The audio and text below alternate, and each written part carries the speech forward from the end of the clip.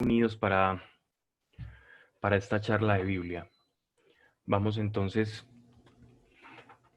a abrirle nuestro corazón al Señor para que pueda entrar en este momento. Vamos a eliminar por completo todo aquello que nos esté distrayendo. Y miren que muchas veces las distracciones no solamente son las físicas o las externas, bien sean como los elementos accesorios a lo que estamos viendo, sino sobre todo las distracciones mentales. Y no hay mayor distractor que la preocupación. Todos pasamos necesidades, tenemos problemas y Dios lo sabe. No es un secreto para Dios lo que tú necesitas. De hecho, antes de que se lo comuniquemos, Él ya lo conoce. Entonces, quiero principalmente hacerles una petición para que podamos encarar esta oración y este momento con Dios y dedicárselo plenamente a Él. No solamente con nuestros oídos, sino con todo nuestro corazón. Miren que muchas veces cuando leemos el primer mandamiento, dice: amarás al Señor tu Dios con todo tu corazón y con toda tu mente.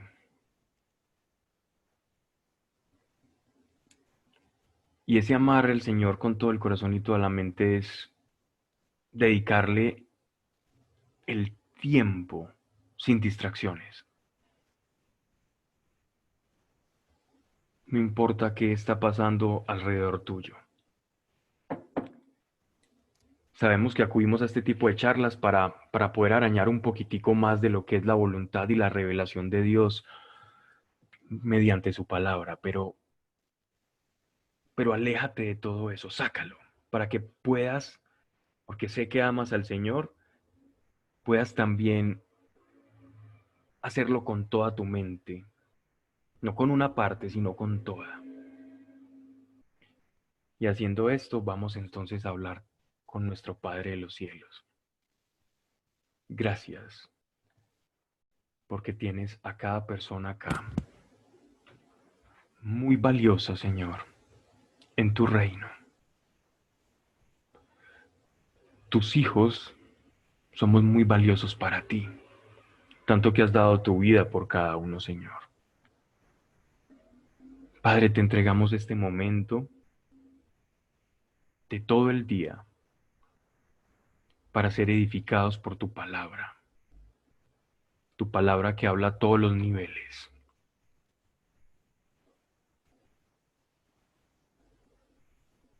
No permitas que haya distracción de las emociones, de la mente,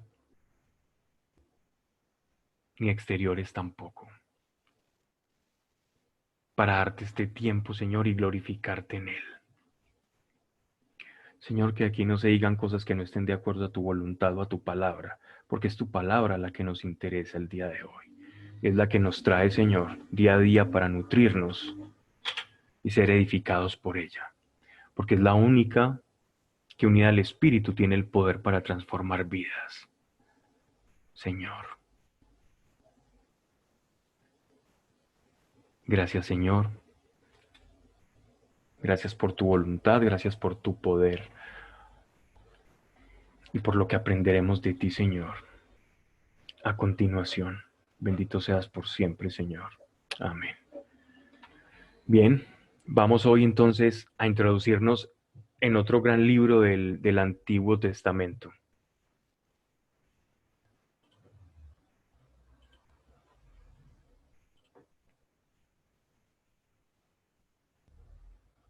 Vamos entonces, si tienen Biblias o van siguiendo ahí en la pantalla, vamos a ir al libro del profeta Jonás. Es uno de los profetas llamados profetas menores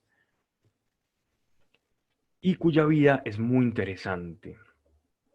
Sin embargo, como ya se ha hecho frecuente, me gustaría un poco hacer un pequeño prólogo antes de iniciar este libro para entrar como en el tema central. Y, y quisiera hablar un poco de lo que consideramos como la voluntad de Dios. ¿Han notado cuántas veces nosotros en oración o en nuestro diario vivir, porque ya se nos ha vuelto hasta una muletilla decir que se haga la voluntad de Dios o que sea lo que Dios quiera, o yo quiero que Dios me muestre su voluntad. Es una oración muy recurrente en todos nosotros y se va a escuchar mucho dentro del mundo cristiano, dentro de la iglesia, es decir, hágase tu voluntad.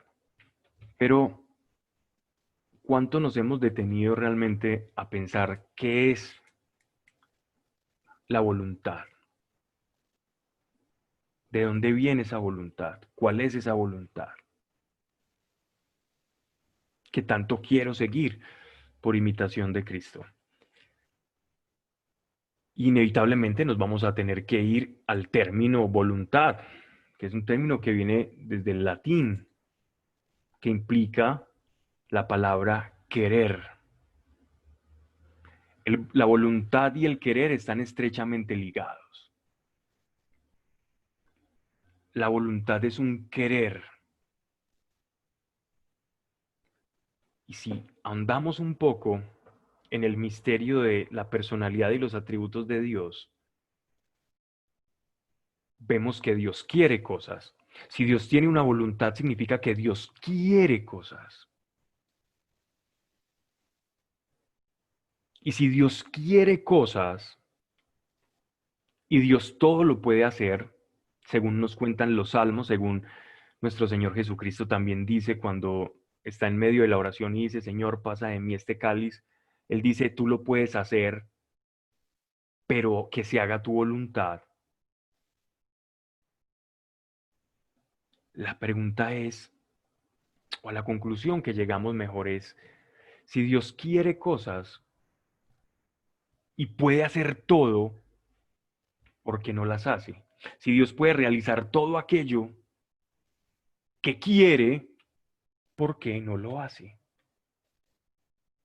¿Qué impide al omnipotente, el todopotente, el sempiterno, siempre eterno Dios, no hacer las cosas? Y aquí es donde entra en juego un elemento que es la libertad. La libertad es el impedimento para que Dios haga su voluntad. Pero ojo, la voluntad no solamente es impedida por la libertad, porque la libertad también puede ser la herramienta para que Dios haga su voluntad. Cuando estamos pidiendo, mientras estamos orando, Señor, es que yo quiero que se haga tu voluntad en mi matrimonio, es que yo quiero que se haga tu voluntad con mis hijos, haz tu voluntad en mi vida, danos nuestro propósito. Esa oración que yo estoy haciendo tiene algo ahí escondido y es, Señor, ¿cómo voy a hacer uso de mi libertad para no impedir tu voluntad? Miren la relación tan estrecha que hay entre la voluntad de Dios y nuestra libertad. Dios quiere, Dios quiere contigo algo, Dios quiere contigo cosas, Dios quiere contigo hacer cosas, Dios quiere contigo mejorar cosas. Y el conjunto de todas esas cosas que Dios quiere contigo va a determinar cuál es el propósito que Dios tiene con tu vida. Entonces, cuando preguntemos Dios o le pidamos a Dios que se haga tu voluntad, ¿qué tal si nos detenemos y pensamos, Señor, qué parte de mi libertad no quiere aceptar tu voluntad? Porque con la boca es muy fácil decirlo. Y suenan muy bonito las oraciones. Cuando oramos, Señor, es que yo quiero que se haga tu voluntad, no me importa si tengo que sufrir, no me importa si tengo que pasar por este valle, por esta dificultad. Yo estoy listo, Señor, y quiero cumplir tu voluntad. Heme aquí, habla que tu siervo escucha. Sí, sí, hablamos muy a la ligera, pero verdaderamente cumplir o no la voluntad de Dios implica el sometimiento de la libertad. Y es que siempre vamos a poder decidir en todos los ámbitos de nuestra vida hacer o no la voluntad de Dios. Pero hay un secreto para esto, y es que la voluntad de Dios en todos los aspectos de nuestra vida es encontrar la verdad en todo. Si tú eres un buscador de la verdad, no de sentirte cómodo, no de sentirte bien, sino de la verdad. Si eres adicto a la verdad, como nuestro Señor lo era, haciendo la voluntad de Dios vas a ser libre, porque vas a descansar en que aquel que diseñó y planeó tu vida, que sabe cómo está constituido todas las leyes del universo, de la materia, del espíritu, de la mente, vas a poder descansar en él y ahí vas a hallar la libertad. Cuando dejas a Dios ser cabeza y a nuestro Señor ser cabeza de ti, ahí vas a hallar la verdadera libertad y vas a saber qué papel cumples. Pero en este momento, cabe que hagamos la reflexión y es siempre que diga, Señor, hágase tu voluntad, para todo lo que estés haciendo, toda actividad de tu mente y piensa, ¿qué parte de mi libertad tengo que entregar?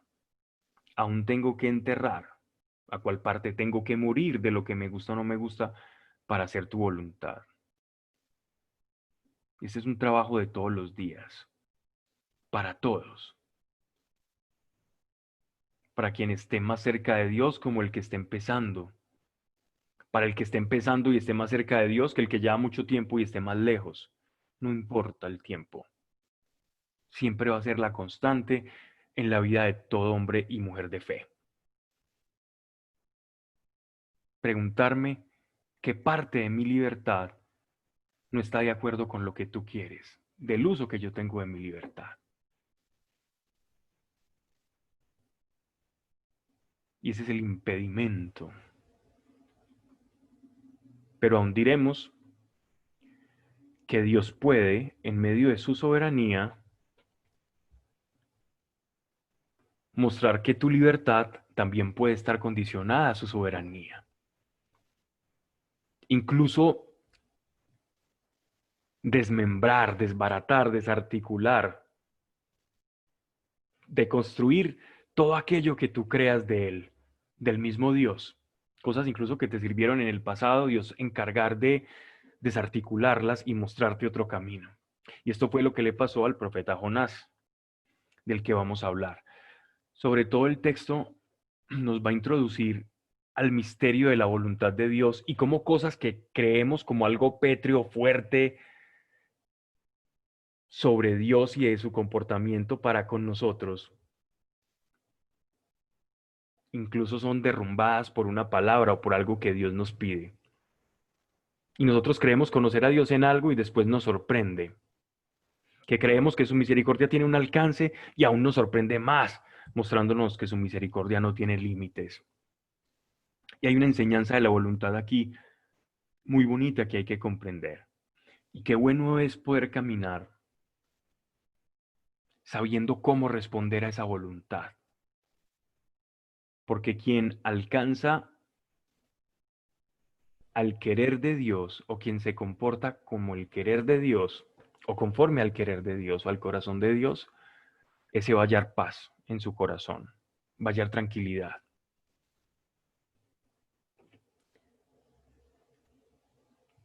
Jonás, libro del profeta Jonás, capítulo 1. Y dice así: Llegó Jonás, hijo de Amitai, palabra del Señor, diciendo. Hago un preámbulo acá. Corto este otro preámbulo, empiezo a definir un poco sobre quién es Jonás. Vamos a hablar del nombre de Jonás. Jonás, en realidad, literalmente, la palabra, el nombre de Jonás es paloma. Este profeta se llamaba Paloma. Las palomas tienen una misión. y lo vemos desde Génesis después del diluvio. Y es que la paloma era una señal de un mensaje que se daba. Y no en vano, Jonás, como suele ser con los nombres de los profetas, encarnaba en su nombre la misión o el propósito como mensajero de Dios. Entonces, por eso Jonás es llamado paloma y está vinculado a una generación de reyes que es Jeroboam II, era un rey de Israel, después de la división entre Israel en el norte y Judá en el sur. Jeroboam II había sido un rey que había logrado alcanzar cierta magnificencia y cierto grado de equilibrio dentro de la comunidad israelita. Y entonces se le vincula a Jonás con esta dinastía y con Amitai, que también es mencionado en Reyes como una persona que recibía espíritu de profecía. Y dice, levántate y ve a Nínive, la ciudad grande, y predica contra ella. Nínive era la capital de los asirios, una ciudad de alrededor de 50 kilómetros a la redonda, una ciudad grandísima. Eh, y esta ciudad era una ciudad completamente cosmopolita, dada su ubicación geográfica porque estaba en lo que ahora conocemos como Mosul en Irak y era la unión entre dos mundos, entre Occidente, representado en el mar Mediterráneo a través de las rutas mercantiles que salían desde Asia, pasaban también obligatoriamente por Nínive y después tenían ya su desenlace, todas estas mercancías en todo lo que era conocido como Occidente, Grecia, Península Itálica e incluso hasta el extremo occidente que era España, las costas españolas. Debido a esa ubicación, entonces comenzó a crecer de una manera desbordada esta ciudad, porque donde desembocan las mercancías generalmente se vuelven puertos o ciudades de paso y al tener este tráfico de mercancías, entonces empieza a haber riqueza y con esta riqueza las construcciones, con estas construcciones entonces empiezan a llegar extranjeros. También Nínive gozaba de tener una de las bibliotecas más grandiosas de la época y en Nínive se construían unos templos que se llaman sigurats, donde se adoraban a los dioses paganos. El centro de adoración de esta ciudad Nínive, de la que se nos habla mucho, sobre todo algunos de los profetas del Antiguo Testamento, era la diosa Ishtar, diosa que era recogida de los babilonios, porque Nínive era algo así como una ciudad satélite de Babilonia. En Nínive se practicaba lo que se conoce como la prostitución sagrada, donde muchas personas se dedicaban a ofrecer sus servicios sexuales para beneficiar las actividades económicas del templo. Y estos sacerdotes o los que ejercían la prostitución sagrada se tatuaban su cuerpo representando al dios por el cual estaban entregando su cuerpo para beneficiar económicamente la causa de ese dios. Y por eso vemos muchas veces en algunos pasajes del Antiguo Testamento en el que se habla mal, entendiendo Deuteronomio, Levítico, en el que se habla de los tatuajes y en el que Dios prohíbe al pueblo de Israel tatuarse, porque era conocido la relación que había entre los tatuajes y estas personas que ejercían la prostitución sagrada, porque generalmente se identificaba el tatuaje con el dios al cual estaban sirviendo. Y obviamente esto era abominación para el pueblo de Israel, que servía al Dios único, sobre el cual no se podía tallar o ejercer ninguna imagen, porque no había ninguna imagen que pudiera representar al omnipotente de Israel. Entonces vemos que Nínive era la capital del paganismo en el mundo. Y llegaban muchas personas, mercaderes de todas partes, y en medio de ese sincretismo religioso y devocional se practicaban las abominaciones más terribles, ¿cierto? A pesar de una ciudad que estaba en continuo crecimiento, y que permanecía en disputa con Israel. De Nínive podemos decir también que incluso se ha dicho que los jardines colgantes que se le otorgan a Babilonia como ciudad, hay muchos eruditos que han cuestionado que los jardines colgantes estuviesen en Babilonia y los han situado en la ciudad de Nínive porque tenía afluentes de agua mucho más ricos que los que tenía Babilonia, que tenían que traer el agua y desbordarla desde otra parte. Entonces era más fácil tener esos jardines en la ciudad de Nínive.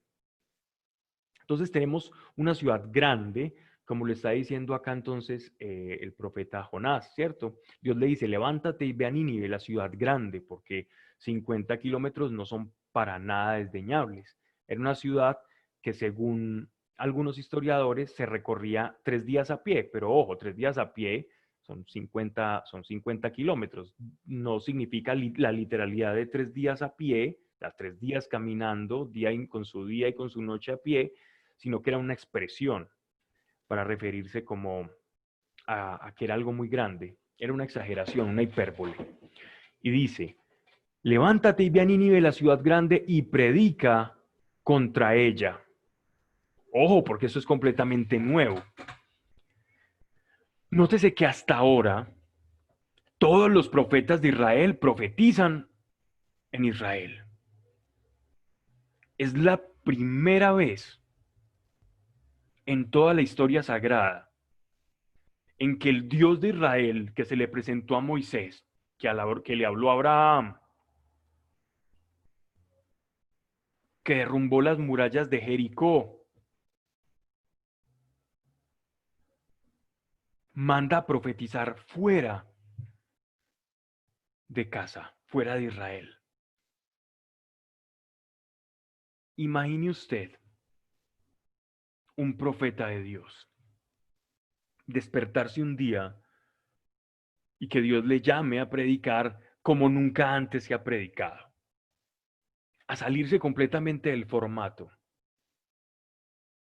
a quebrantar un paradigma, a ser un símbolo y un signo de contradicción. Y es que los judíos se creían con la exclusividad que Dios solamente les habla a ellos. Y vamos a ver más adelante cómo incluso Jonás habla de Dios como el Señor que creó los mares, los cielos y los mares. El Señor que creó los cielos y los mares solamente le puede hablar al pueblo de Israel. Si creó el cielo y el mar que cubre a todo el mundo, a todo el globo terráqueo, entonces, ¿por qué lo limitamos a que solo le hable al pueblo de Israel? La primera sorpresa con la que se encuentra Jonás es que el Dios con el cual ellos se sentían tan orgullosos y tenían por qué, quería hablarle a una nación mucho más grande, próspera económicamente, pero en una decadencia moral a niveles terribles. El paganismo terrible y las leyes muy injustas. Y entonces ya pueden ver cómo se habrá sentido el profeta cuando Dios le pide que predique como nunca ha predicado ningún profeta que lo ha precedido. Porque romper un paradigma no es fácil. Romper una forma, una tradición en la que Dios viene haciendo una cosa y te dice, ve y háblalo.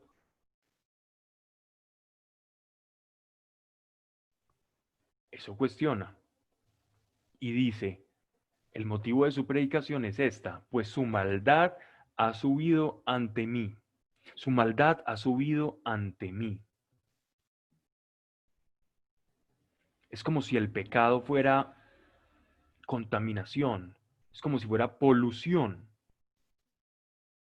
Como vimos la ciudad de Medellín o la ciudad de México, por tantos carros y por la condición en la que se encuentran, como cuando vas subiendo la montaña, subiendo por las palmas y vas viendo toda la polución.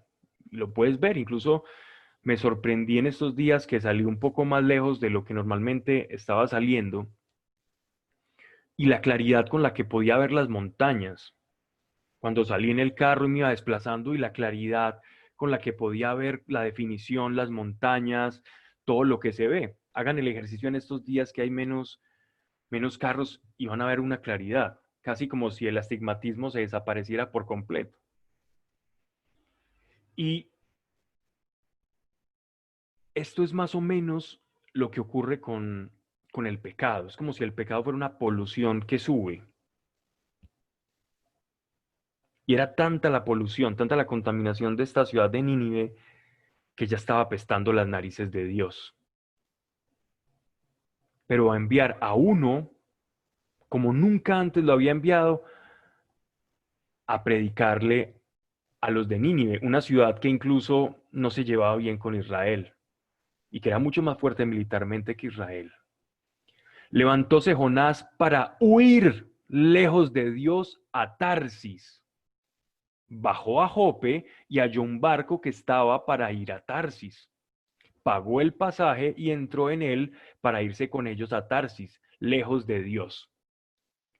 Miren la ingenuidad de Jonás y la idiosincrasia del pueblo de Israel, porque el profeta encarna cierta parte del pueblo. Ojo, los profetas llevan en su corazón una parte de la identidad cultural, ideológica y de cómo está el corazón del pueblo. ¿Y qué está encarnando Jonás? ¿Qué nos está transmitiendo este Jonás? Un hombre que cree que se puede huir a Dios, que puede huir de Dios, que se puede escapar de él, simplemente desplazándose a un territorio muy lejano. Y es que aquí el geógrafo nos presenta un cuadro muy simpático porque Tarsis era la parte más occidental, era precisamente costas españolas, alejándose desde lo más oriental hasta lo más occidental posible, como si fuera tan fácil escaparse de Dios. Entonces, nótese que había cierta tendencia ambiental en los judíos de ver como la capacidad de Dios como meramente territorial, como el Dios de un territorio. Y esta es una idea que Dios ya había ido borrando del pueblo de Israel con Moisés, porque desde Abraham hasta Moisés hay una diferencia muy grande de revelación. Y esta diferencia se materializa en que después de Moisés, el pueblo de Israel fue comprendiendo que el Dios de Israel no era un Dios territorial, circunscrito solamente a una actividad sobrenatural en un territorio, sino que era el Dios de todos los dioses, era el único Dios y que había hecho todas las cosas y que no había nada más trascendente fuera de él, que era el único Dios. Entonces, esta revelación, pese a que ya está en los textos, en toda la ley de Moisés, no podemos verla reflejada en Jonás. Así que Jonás tenía cierta idea de que podía esconderse de Dios. Él dijo, ¿cómo es posible que voy a ir a Nínive a predicar esta palabra? A decirles que son unos pecadores, unas personas que ni siquiera conocen la ley. Y si ellos no conocen la ley, entonces ¿cómo les voy a decir qué es pecado o qué no? Y miren que esto nos pasa muchas veces a nosotros, cuando vamos a hablar el evangelio a otra persona. ¿A quién no le ha pasado? Explicar algo que para ti ya es muy claro que es pecado y que ofende a Dios y que sube apestoso como alquitrán y se queda a las narices de Dios. ¿Cómo eso que ya es una verdad y una revelación para ti, cómo transmitirlo a otro que ni siquiera conoce al Señor o no se ha acercado al Señor? Y esto ha sido piedra de tropiezo para la predicación. El vernos enfrascados en esos dilemas morales y cómo explicarle a otra persona que eso que está haciendo no está bien. Entonces, ¿qué optamos? Primero conozca a Dios y que sea Dios quien revela que está bien o que no al corazón. Pero la tarea de Jonás era peliaguda porque iba a predicarle a un pueblo que no conocía a Dios, que lo que estaban haciendo estaba llegando y apestando a las narices de Dios.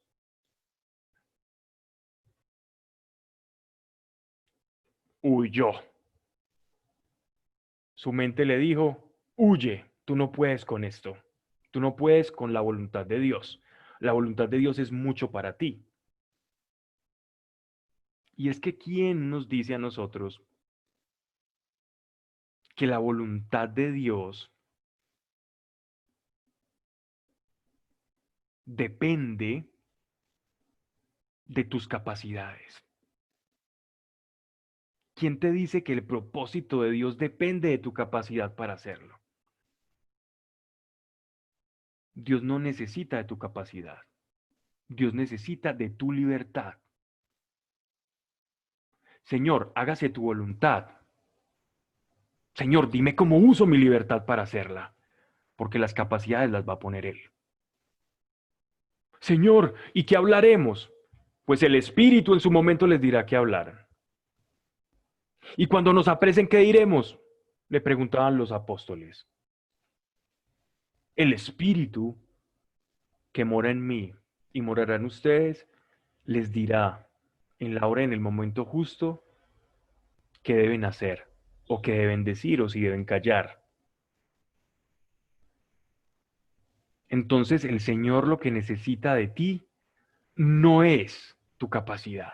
Ah, es que como yo estudié esto, es que como yo tengo estos recursos económicos, el Señor me va a usar para poder viajar por todo el mundo, o como yo tengo entonces esto, el Señor lo va a usar para eso. No,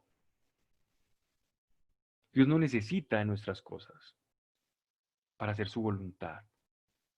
Lo que le es indispensable para hacer su voluntad en nuestra vida es nuestra libertad. ¿Y cómo se manifiesta el uso de la libertad? Con una decisión. Una decisión es cuando yo ya determiné qué voy a usar, qué voy a hacer con mi libertad. La decisión es el sí o el no de mi libertad.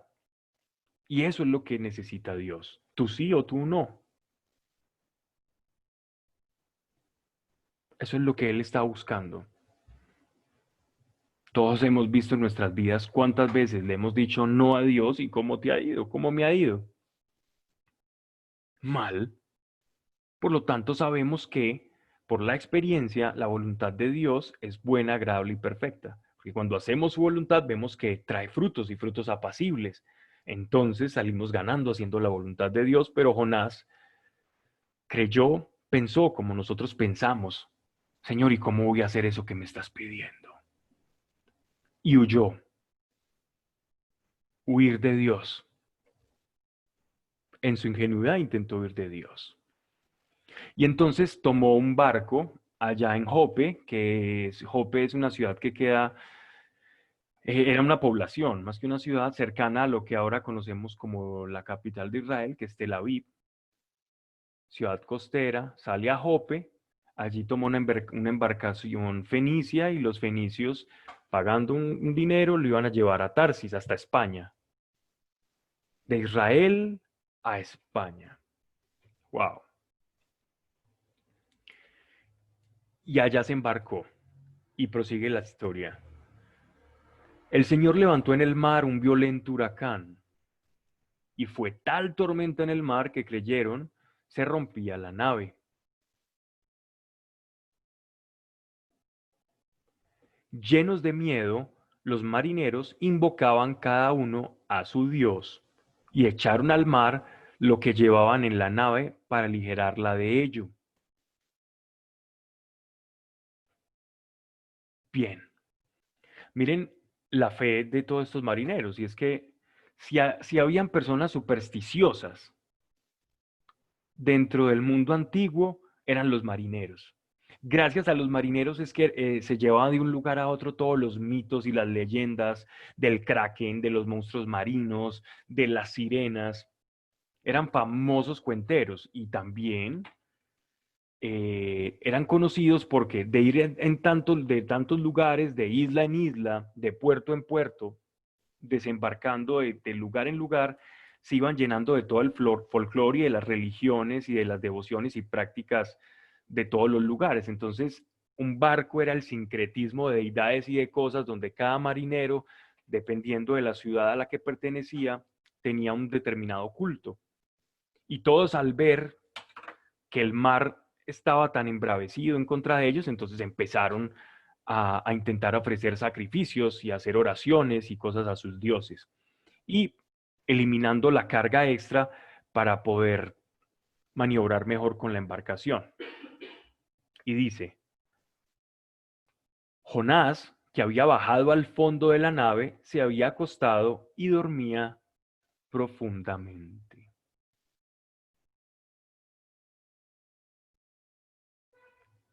¿Recuerdan un pasaje del Nuevo Testamento en el que nuestro Señor está en el mar de Galilea y mientras cae una tormenta, nuestro Señor está durmiendo también plácidamente mientras los apóstoles están llenos de temor? Hay algo incluso que llega a ser un poco misterioso, y es la relación que existe entre la vida del profeta Jonás con la de nuestro Señor. Hay una relación típica, cuando digo típica es de tipo, entre el profeta Jonás y la vida del Salvador. Pero la diferencia de, de esta relación está en la voluntad, en el uso de la libertad. Vamos a ver, cuando contrastamos la vida de Jesús y la vida del profeta Jonás, cómo nuestro Señor gira, da un vuelco, y la llave con la que él da el vuelco y se diferencia de la vida de Jonás es el uso de la voluntad. La voluntad de nuestro Señor sintonizaba con la voluntad de Dios. El uso de su libertad estaba en sintonía con lo que Dios quería, con los deseos de Dios. En cambio, en la vida de Jonás es todo lo contrario. Miren que Jonás huye de predicar a los gentiles, porque Nínive era un pueblo gentil, no era un pueblo, era un pueblo pagano, no eran judíos, y él rehúsa ir a Nínive. ¿Y qué hace nuestro Señor en la última cena? Y yo doy mi cuerpo y mi sangre para la salvación de muchos. Y como otros profetas dirían antes, después de Jonás y antes de Cristo. Y será aquel la piedra angular, la que unirá los dos mundos, el mundo gentil y el mundo judío. Pero la revelación que tenía Jonás y el uso de su libertad distaba mucho del uso de nuestro Señor. Y miren que aquí, así como los apóstoles, estos hombres paganos se llenaron de miedo. Pero como Jesús, Jonás dormía plácidamente. Llegóse al patrón del barco y le dijo, ¿qué estás ahí tú durmiendo? Levántate y clama a tu Dios. Quizás se cuidará de nosotros y no pereceremos. Y es que para ellos los dioses eran dioses territoriales. Entonces el Dios de Israel era el Dios de Israel, pero funcionaba. Si le pedías al Dios de Israel, también te podía ayudar. Pero también te podía ayudar Zeus, Cronos, Astarte, Ishtar o cualquiera otro de diferente panteón. Dijéronse unos a otros, vamos a echar suertes a ver quién nos viene, de quién nos viene este mal, de dónde proviene. En medio de toda su confusión, entonces empezaron a buscar un culpable. ¿Quién es el que nos está trayendo esta desgracia? Y como eran tan supersticiosos, toda cosa, dificultad en la vida, la adjudicaban a un problema de una ira de un dios o una culpa no espiada. Y miren lo que acontece. Dijeron unos a otros, vamos a echar suertes a ver por quién nos viene este mal. Las suertes eran una suerte de piedras talladas que se tiraban para saber sobre quién caían, y esa persona pues era la que los dioses designaban o seleccionaban o como culpable o para liberarlo de algo, o para responder sí, no en determinadas circunstancias donde por medio de estos oráculos o estas piedrecitas se le consultaba a Dios. A eso se le denominan las suertes. Quizás dice, quizás se cuidará de nosotros y no pereceremos. Dijéronse unos a otros, vamos a echar suertes a ver por quién viene este mal. Echaron suertes y la suerte cayó en Jonás. Entonces le dijeron, a ver, ¿de dónde vienes? ¿Cuál es tu tierra? ¿Y de qué pueblo eres? Él le respondió, yo soy hebreo y sirvo al Señor, Dios de los cielos, que hizo los mares y la tierra.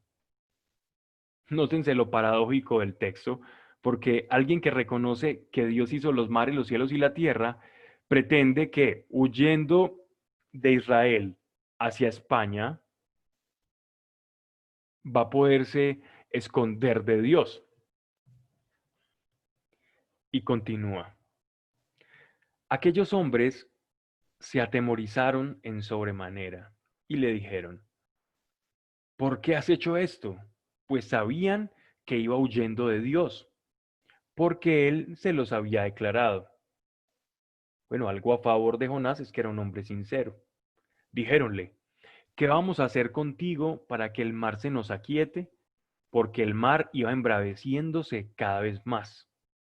Él les respondió, agarradme y echadme al mar, y el mar se os aquietará, pues bien sé yo que esta gran tormenta os ha sobrevenido por mí. Adelantémonos en el tiempo al mar de Galilea, donde nuestro Señor está con sus apóstoles, en la barcaza de pesca, allí cuando también hay una gran, el mar está agitado, el mar de Galilea, y hay una tormenta. Ellos van llenos de miedo y despiertan al Señor. Y el Señor, en medio de la calma, sin culpa alguna, sintonizado con la voluntad de Dios, le dice al mar, cálmate. Y el mar le obedece.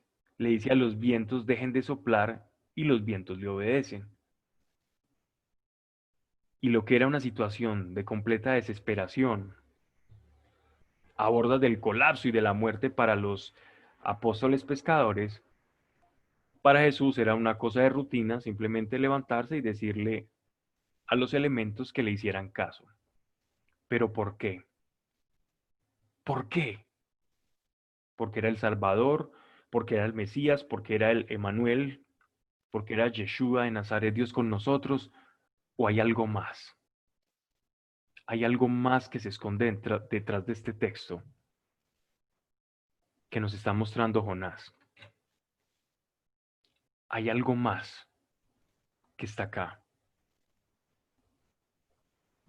Espero que lo hayas descubierto en casa y si no, vamos a descubrirlo juntos. La diferencia entre Jonás y Jesús era la paz. Pablo, pero si Jonás dormía era porque tenía paz. Mientras todos estaban muertos de miedo, Jonás estaba dormido. Jonás tenía paz. No me refiero a esa paz, no me refiero a la intranquilidad. Me refiero a la paz con Dios. Cuando tú estás en paz con Dios, cuando tu voluntad y su voluntad son una, lo que se tenga que abrir paso en tu vida, la dificultad, el elemento que se te oponga, se tiene que quitar, se tiene que correr, porque es Dios quien va adelante y no es una persona.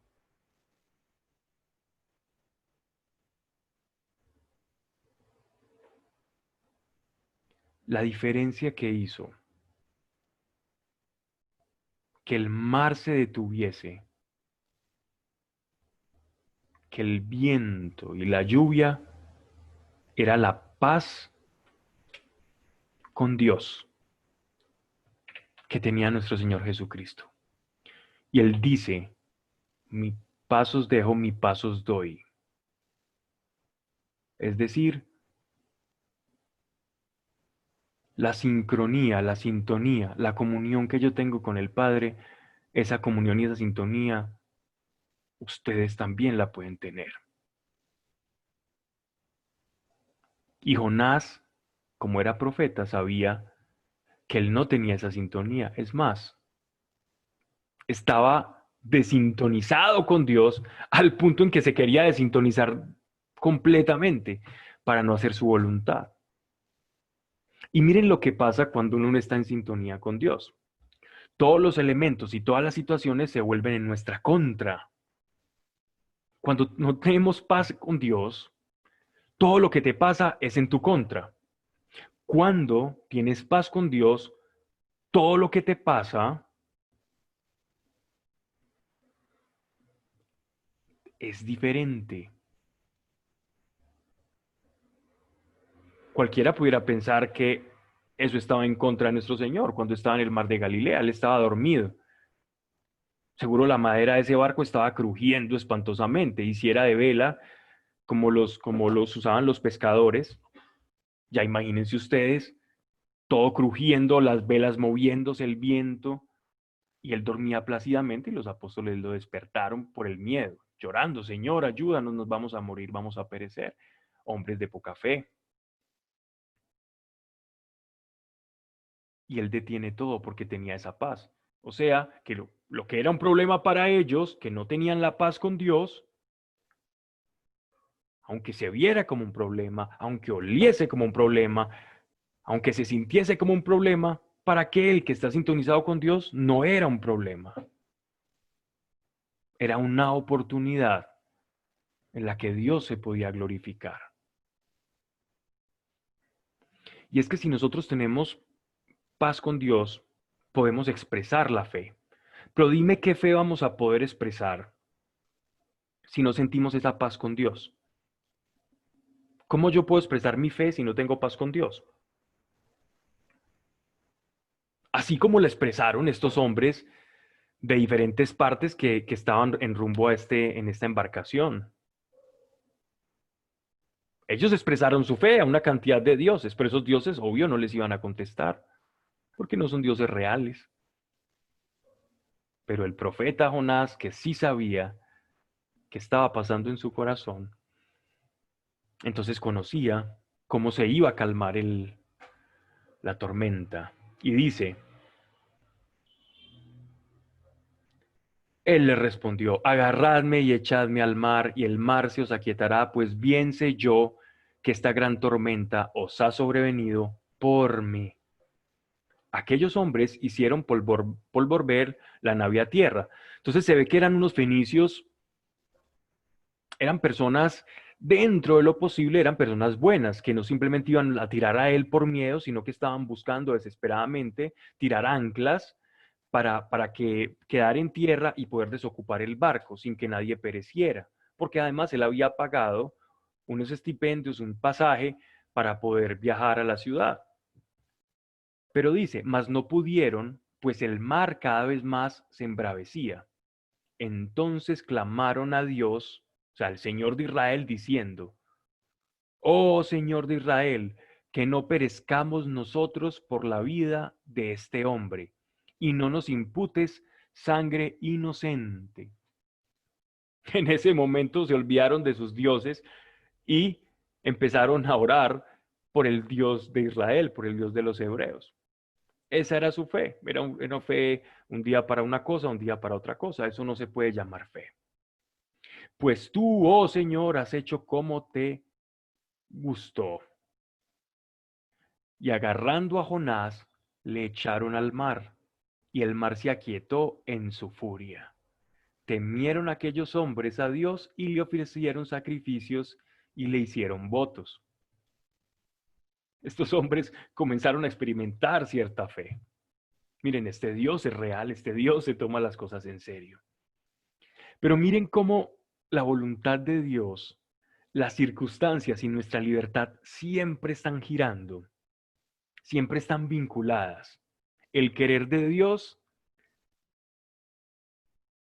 junto a mi libertad, junto a las circunstancias. Esa ecuación de tres elemento siempre está jugando en nuestra vida, siempre está dando vueltas y girando. Cuando nuestra voluntad, o sea, nuestra decisión, nuestro querer, está en sintonía con el querer de Dios, las circunstancias ya no son hostiles. Y ojo aquí, porque la mentalidad de víctima es una enfermedad muy grande que se puede anclar en nuestra alma.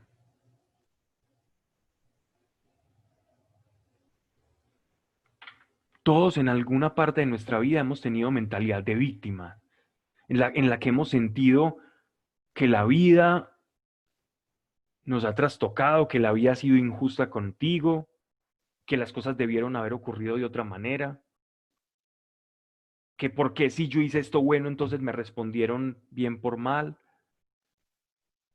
Y no se deja esperar el hecho de que le reclamemos a Dios por esa situación.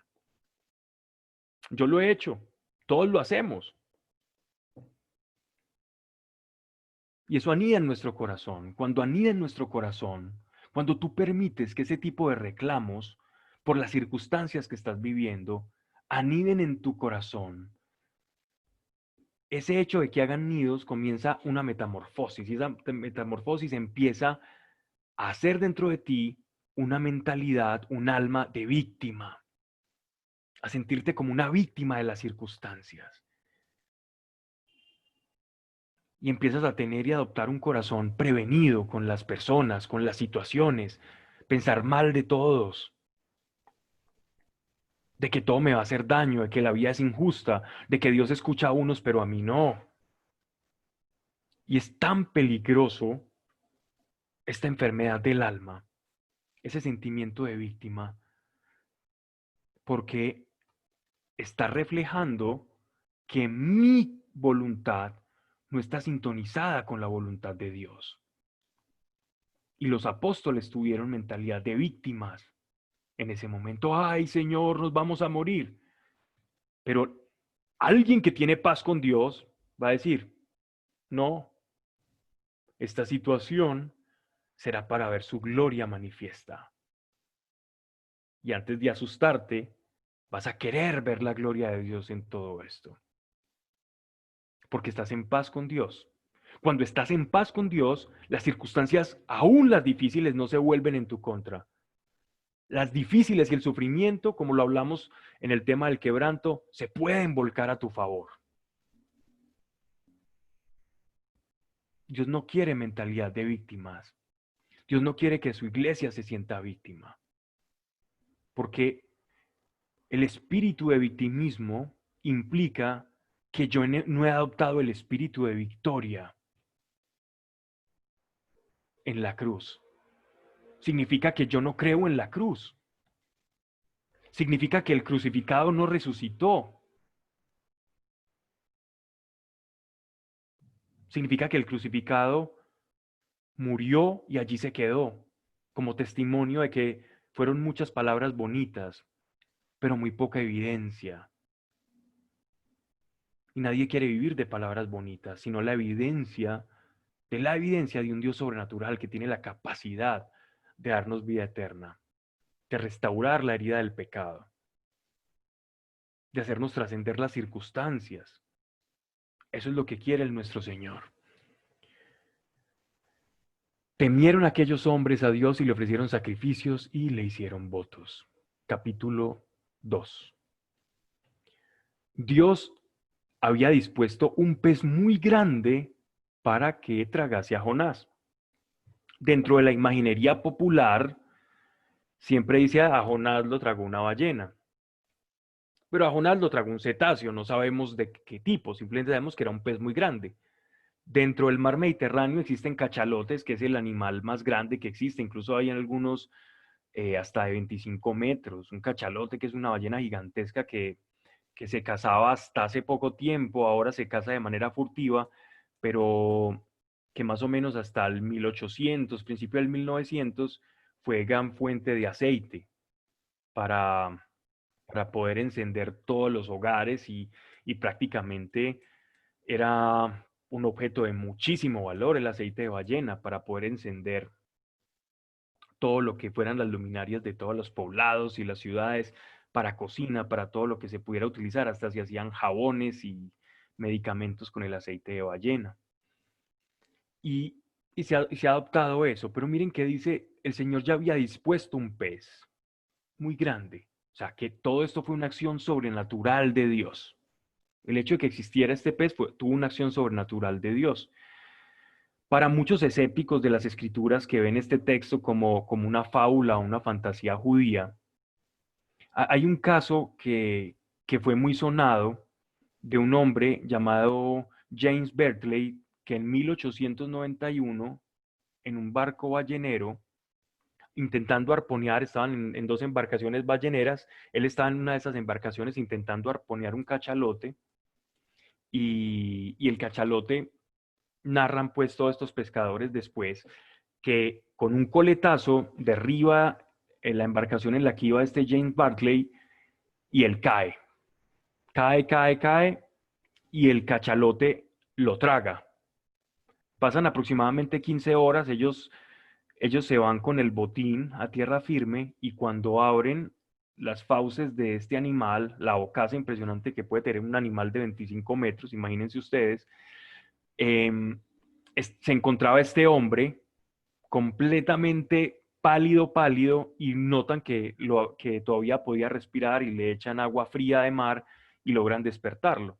Y fue un hombre que, según nos narran, en 1891 sobrevivió a que una ballena lo devorara. Hay muchos biólogos que cuestionan esta historia, pero simplemente la dejo ahí como un pequeño dato curioso de cosas que se han contado o han pasado alrededor de eso.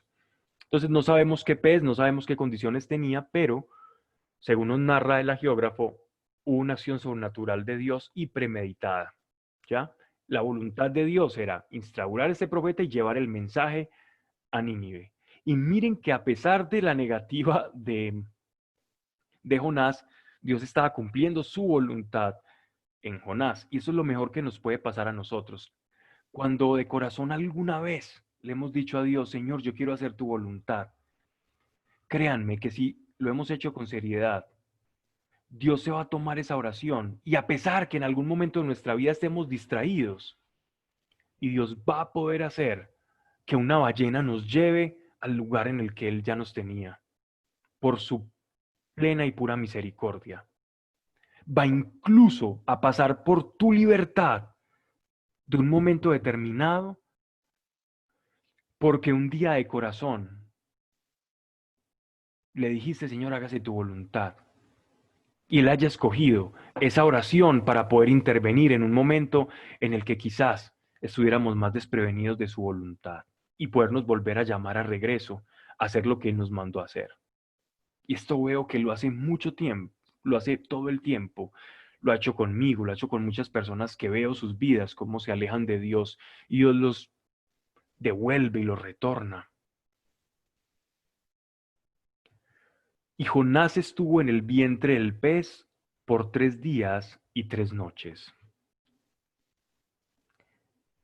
Quiero que reflexionemos acá, y si es posible que me ayuden para ir a Mateo capítulo 12 del versículo 38 al 41.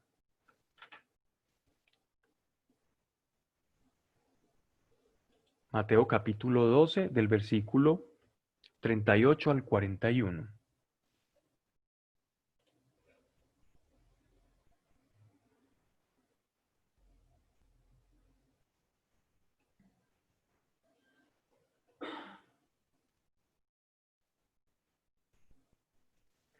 Entonces le interpelaron algunos escribas y fariseos y le dijeron: Maestro, quisiéramos ver una señal tuya. Esto eran los fariseos cercando a nuestro Señor Jesucristo para pedirle un milagro. Una señal es un milagro que ratifique su misión, y que era profeta y que podía hacer cosas sobrenaturales y que los sorprendiera, ¿no? Él, respondiendo, les dijo: La generación mala y adúltera busca una señal, pero no le será dada más señal que la de Jonás, el profeta. Porque como estuvo Jonás en el vientre de la ballena 3 días y 3 noches, así estará el Hijo del Hombre 3 días y 3 noches en el seno de la tierra. Los ninivitas se levantarán el día del juicio contra esta generación y la condenarán, porque hicieron penitencia a la predicación de Jonás. Y hay aquí cosa mayor que Jonás. Esto pues refiriéndose al mismo, a su propia persona, la de nuestro Señor. La reina del mediodía se levantará en el juicio contra esta generación y la condenará, porque vino de los confines de la tierra para oír la sabiduría de Salomón. Y aquí hay cosa mayor que Salomón, se está refiriendo a una localidad del norte de África. Cuando el espíritu impuro sale del hombre, discurre por lugares áridos buscando reposo y no lo halla. Entonces se dice, me volveré a mi casa de donde salí, y va y la encuentra vacía, barrida y compuesta. Entonces va, toma consigo otros 7 espíritus peores que él, y entrando habitan allí, viniendo a hacer las postrimerías de aquel hombre peores que sus principios. Así será esta generación mala. ¿Qué pasa con esto? Miren que vuelve un paralelismo entre Jonás y nuestro Señor. Jonás, en medio de la voluntad de Dios, no acogido a la voluntad de Dios, sino huyendo de la voluntad de Dios, entra en el seno de un pez gigante, enorme, movido por Dios, y Jesús, por el contrario, por el uso de su libertad, en paz con Dios, entra en lo que llaman el Sheol, lo profundo de la tierra, donde habitaban los moradores, las almas que tenían un cerrojo para entrar en el cielo. Es decir, su voluntad es morir por nosotros, siguiendo la perfecta sintonía del amor de Dios para con la humanidad. Y así como Jonás, la señal que les va a dar a los fariseos y a todos los que estaban contendiendo con él era la resurrección. La señal que va a recibir el pueblo de Israel es que va a estar dentro del seno de la tierra y que va a resucitar. No más señal iban a recibir. Y aún a pesar de eso, ellos no iban a creer, muchos, ni por los rumores de la resurrección, porque su corazón lo tenían cerrado. Mientras que la gente de Nínive iba a tener otra situación. Vamos a ver entonces de vuelta al libro de Jonás. La señal en este caso es la resurrección. ¿Cuál es la señal de Jonás? La señal de Jonás es su predicación. La señal de Jesús, en paralelo a la de Jonás, es la resurrección. Esa es la señal que ellos van a tener, que todos esos fariseos, que él va a vencer a la muerte.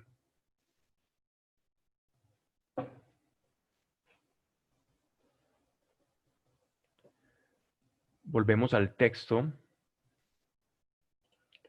de Jonás. Desde el vientre del pez dirigió Jonás su plegaria a Dios, diciendo, clame a Dios en mi angustia. Esto es un salmo.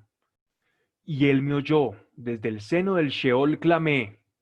Miren el paralelo con nuestro Señor Jesucristo. Desde el seno del Señor clamé. Y tú escuchaste mi voz. Escuchaste a lo profundo, al seno de los mares. Envolviéronme las corrientes. Todas tus olas y tus ondas pasaron sobre mí. Jesús en la cruz. Él está viviendo una especie de símil con la crucifixión, un tipo de crucifixión. Jesús cuando dice, Señor, Señor, ¿por qué me has abandonado? Con un salmo. Es la misma expresión que está utilizando Jonás cuando él siente que está siendo llevado al seno de la tierra donde habitan las almas que, que mueren, los cuerpos que mueren, donde habitan las almas. Y dije, arrojado soy delante de tus ojos, ¿cómo volveré a contemplar tu santo templo? Las aguas me estrecharon hasta el alma, el abismo me envolvió, las algas se enredaron a mi cabeza. Había bajado ya las bocas del Hades, la región cuyos cerrojos se echaron sobre mí y para siempre. Pero tú, Señor mi Dios, salvaste mi vida del sepulcro. Cuando desfallecía mi alma, me acordé de Dios y mi súplica llegó a ti, a tu santo templo. Los servidores de futiles vanidades abandonan su benevolencia, pero yo te ofreceré víctimas acompañadas de alabanzas. Te cumpliré mis votos. De Dios es la salvación. Dio el Señor orden al pez y éste vomitó a Jonás en la playa. Ojo, Siria no tiene playa. Entonces ya se pueden imaginar cuánto tiempo tuvo que haber caminado Jonás después de eso. Y que no siempre las maneras de Dios son como las esperamos. Imagínense ustedes ser vomitados por un animal de estos, el profeta. Ese fue el proceder de las circunstancias de Dios y fue para salvación. No siempre las circunstancias son como las esperamos, pero cuando son gloriosas, no importa la forma, si glorifican a Dios, va a tener pleno sentido en el contexto de toda nuestra vida. Y entonces Jonás prosigue en el capítulo 3. Llegó por segunda vez la palabra a Jonás diciendo, o sea que si él estaba oyendo a Dios, ya Dios no le estaba hablando como a su íntimo amigo, como le hablaba a los profetas. Si yo no estoy en sintonía con Dios y no estoy en paz con Dios, la única forma que puedo esperar en la que Dios me hable es a través de las circunstancias.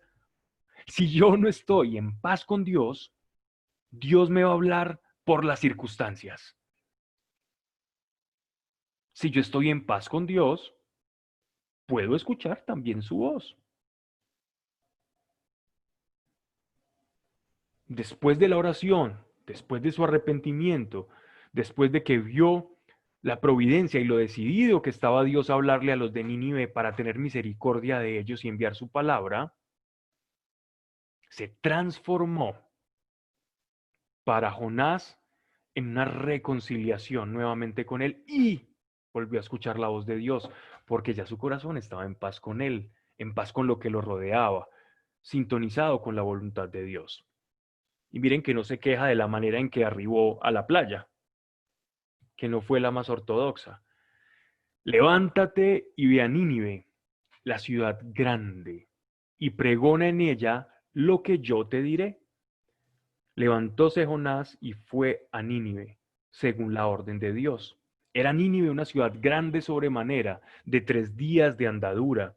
Comenzó Jonás a penetrar en la ciudad camino de un día y pregonaba diciendo, de aquí a 40 días Nínive será destruida.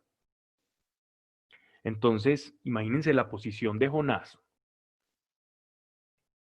predicando a un Dios extranjero y la palabra de un Dios extraño y extranjero, en una ciudad completamente cosmopolita, rica, llena de templos por doquier, y diciendo que si no cambiaban su manera de comportarse, iban a ser destruidos en 40 días.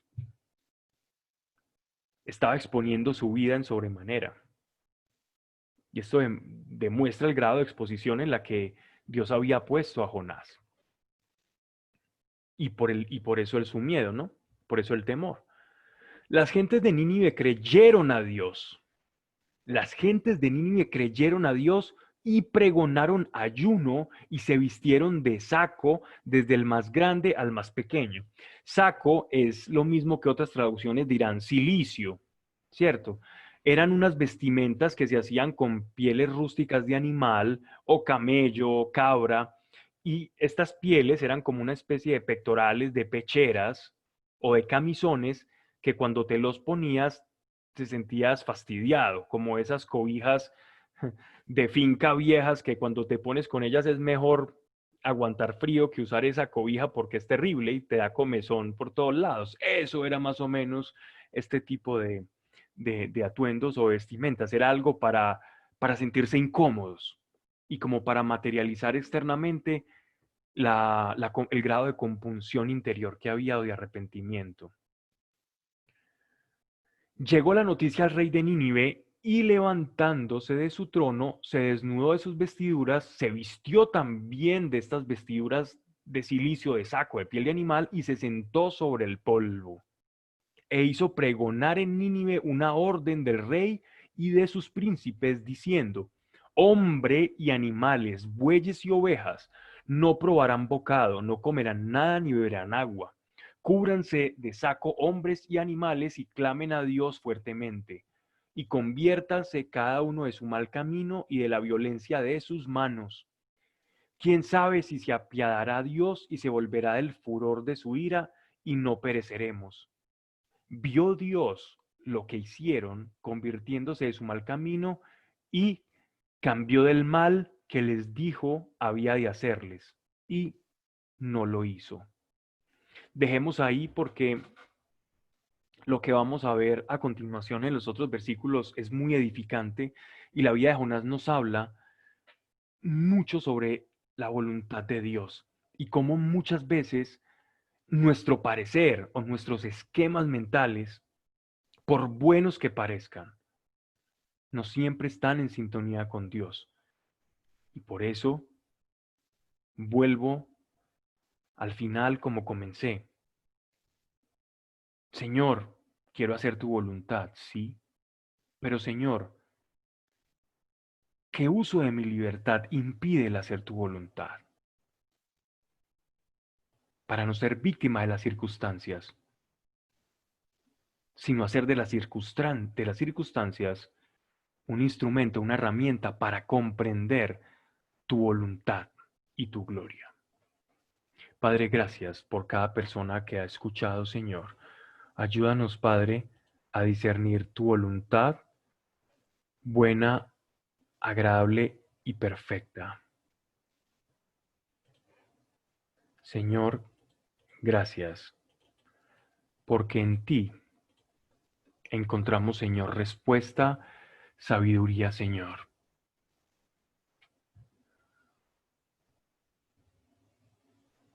Gracias, Señor, porque tu mano está sobre